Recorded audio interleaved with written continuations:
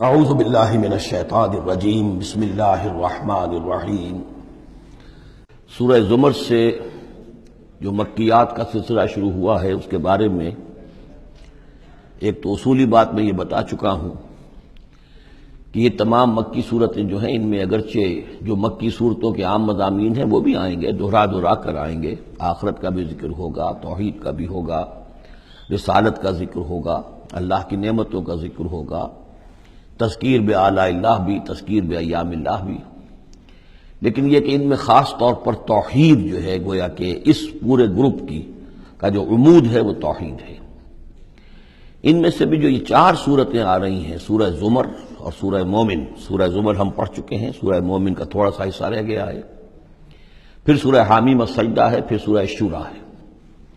یہ چار صورتیں ایک خاص اعتبار سے بڑی اہمیت کی حامل ہیں۔ توحید عملی یعنی توحید ایک عقیدے کی ہے جیسے کہ میں نے کل عرض کیا تھا، اور ایک ہے عمل میں توحید، جس کے لیے کہ حضور کا یہ خطبے کے اندر بھی الفاظ آتے ہیں وحد اللہ یا ایھا الذین آمنوا یا ایھا الناس وحد اللہ، توحید کو اور کامل کرو اور کامل کرو، اور توحید اور توحید اور توحید۔ اور باب تفعیل میں توحید جو مصدر بنتا ہے وہ بھی ہے کہ کسی چیز کو تدریجاً، جیسے تعلیم تدریجاً، یعنی آسان کام نہیں ہے۔ توحید پر انسان کا کاربند ہونا جو ہے یہ مسلسل محنت اور مشقت چاہتا ہے۔ اب اس میں وہ بات ذرا ایڈ کر لیجئے جو بالکل شروع میں نے تعارف قرآن کے ضمن میں جو گفتگو ہوئی تھی تو اس میں آپ کو بتائی تھی کہ جیسے قرآن مجید کی ہر آیت اپنی جگہ پر علم و حکمت کا ایک موتی ہے، لیکن جو آیات ملا دی جاتی ہیں ایک صورت کی شکل میں، ان کی مثال ایسے ہے کہ جیسے ایک ڈور کے اندر موتیوں کو پرو دیا گیا ہے۔ اب یہ جو ترتیب ہے اس سے اس کے اندر ایک نیا حسن پیدا ہوتا ہے۔ اسی طریقے سے پھر صورتیں ہیں وہ بھی ڈوروں کے اندر پروئی ہوئی ہیں، مکی صورتیں مدنی صورتیں، دونوں کا گروپ بن گیا، پھر مکی صورتیں، پھر مدنی صورتیں، ان کے بھی عمود ہیں۔ اب ظاہر بات ہے کہ عام طور پر تو مکیات اور مدنیات کے مضامین بہت کچھ مشابہ ہوں گے، کتاباً متشابہاً، جیسا کہ ہم پڑھ چکے ہیں سورہ زمر میں۔ اور یہ آپ کو معلوم ہے کہ ڈور تو بڑی ایسی چیز ہوتی ہے جو نظر بھی نہیں آتی ہے، وہ تو ہار کے موتی نظر آ رہے ہیں، اسی طریقے سے صورتیں نظر آ رہی ہیں، ڈور جو ہے وہ تلاش کرنی پڑتی ہے کہ مرکزی مضمون کیا ہے، ان دونوں کو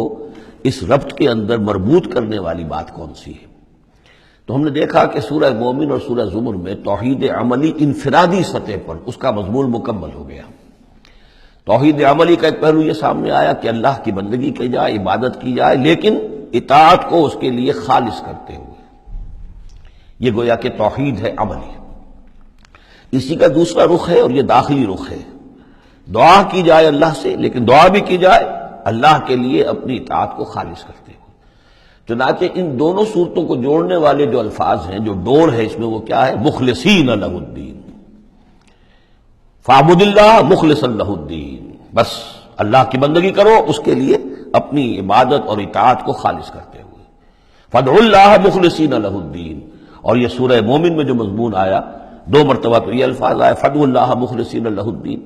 تو یہ در حقیقت یہ ہے کہ جو وہ ڈور کی حیثیت رکھتے ہیں کہ جنہوں نے ان دونوں صورتوں کو جوڑا، اور گویا کہ اس طریقے سے انفرادی سطح پر توحید عملی کا مضمون مکمل ہو گیا۔ اب اس کے بعد چلے گا معاملہ آگے، وہ سورہ حامیم السجدہ میں فرد سے اب بات آگے بڑھے گی، اجتماعیت اور فرد کے درمیان۔ اجتماعی سطح پر توحید کو قائم کرنے کے لیے سب سے پہلا مرحلہ ہوگا دعوت توحید،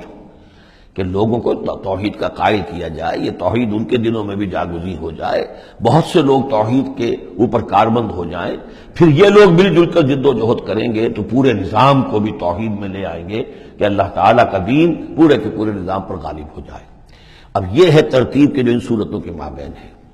جہاں تک سورہ مومن میں دعا کا معاملہ تھا، وہ تو ہماری جو آیت ہم پڑھ چکے ہیں، آیت نمبر 65، اس پر گویا کہ اس کا عمود کا معاملہ تو اس صورت کے اندر مکمل ہو چکا ہے۔ آیت تھی هو الحی لا الہ الا هو فادعوہ مخلصین لہ الدین الحمد للہ رب العالمین، گویا کہ اس عمود کے اعتبار سے تو صورت وہاں ختم ہو گئی۔ اب یہ مزید مضامین ہیں، اور یہ وہی مضامین ہیں کہ جو مکی صورتوں میں آتے ہیں، بار بار آتے ہیں، اسلوب بدلا ہوا ہے، ترتیب بدلی ہوئی ہے، لیکن ہیں وہی چیزیں۔ اب انہی سے مسئلہ یہ ہے هو الذی خلقکم من تراب ثم من نطفۃ، وہی ہے کہ جس نے تمہیں پیدا کیا پہلے مٹی سے، پھر نطفے سے، گندے پانی کی بوند سے، ثم من علقۃ، پھر ایک شے سے کہ جو جون کی طرح لٹک گئی تھی رحم مادر کی دیوار کے ساتھ، ثم یخرجکم طفلا، پھر اللہ تعالیٰ تمہیں نکالتا ہے ایک بچے کی حیثیت سے، ثم لتبلغوا اشدکم، پھر یہ تاکہ تم پہنچ جاؤ اپنی پوری پختگی کو، اپنی پوری جوانی کو، اپنی پوری قوتوں کو، ثم لتکونوا شیوخا، پھر تاکہ تم ہو جاؤ بوڑھے۔ اب یہ سلسلہ چل رہا ہے تمہاری زندگی کے اندر، لائف سائیکل ہے ایک ہیومن بینگ کا۔ وَمِنْكُمْ مَنْ يُتَوَفَّى مِنْ قَبْلُ، ایسے بھی ہوتے ہیں کہ جو تم میں سے اس سے پہلے ہی جنہیں قبض کر لیا جاتا ہے، جنہیں وفات دے دی جاتی ہے، بڑھاپے تک پہنچتے ہی نہیں، کوئی بچپن میں فوت ہو گیا، کوئی جوانی میں فوت ہو گیا۔ وَمِنْكُمْ مَنْ يُتَوَفَّى مِنْ قَبْلُ وَلِتَبْلُغُوا أَجَلًا مُّسَمًّى، بہرحال ہر صورت میں چاہے بوڑھے ہو اور چاہے جوان، چاہے بچپن میں موت آئی ہو، لیکن یہ کہ وہ اجل مسمى جو ہے، جو اللہ نے ایک ایک فرد کے لیے معین کی ہوئی ہے اس کی موت کا وقت، وہ بہرحال انہیں اس وقت تک تو رہنا ہے، اس وقت تک انہیں جینا ہے تاکہ وہ پہنچ جائیں اجل مسمى کو، مقرر وقت کو۔ وَلَعَلَّكُمْ تَعْقِلُونَ، اور تاکہ تم اس سے عقل حاصل کرو اور اس سے نصیحت اخذ کرو۔ هُوَ الَّذِي يُحْيِي وَيُمِيتُ، وہی ہے جو تمہیں زندہ بھی رکھتا ہے اور وہی ہے جو تم پر موت وارد کرے گا۔ فَإِذَا قَضَىٰ أَمْرًا فَإِنَّمَا يَقُولُ لَهُ كُن فَيَكُونُ، باقی اس کے امر کی شان تو یہ ہے کہ جب وہ کہتا، کوئی ارادہ فیصلہ کر لیتا ہے تو وہ کہتا ہے کہ ہو جا، وہ ہو جاتی ہے۔ أَلَمْ تَرَ إِلَى الَّذِينَ يُجَادِلُونَ فِي آيَاتِ اللَّهِ أَنَّىٰ يُصْرَفُونَ، کیا تم نے غور نہیں کیا ان لوگوں کے حال پر؟ لفظی ترجمہ تو ہوگا کیا تم نے دیکھا نہیں، لیکن یہ کہ مفہوم کیا ہے، تم نے غور نہیں کیا۔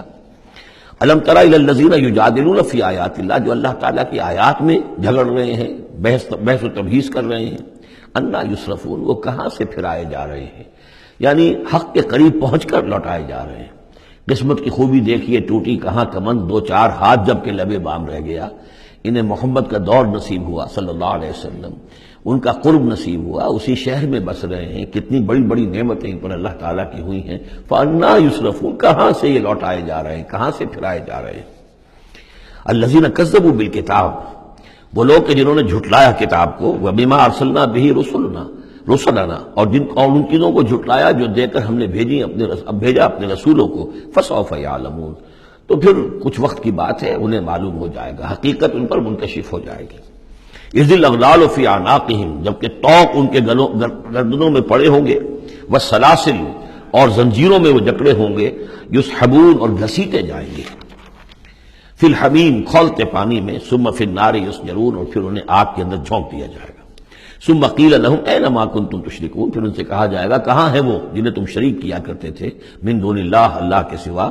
قالوا ضلوا عنا، وہ کہیں گے سب گم ہو گئے، کھوئے گئے۔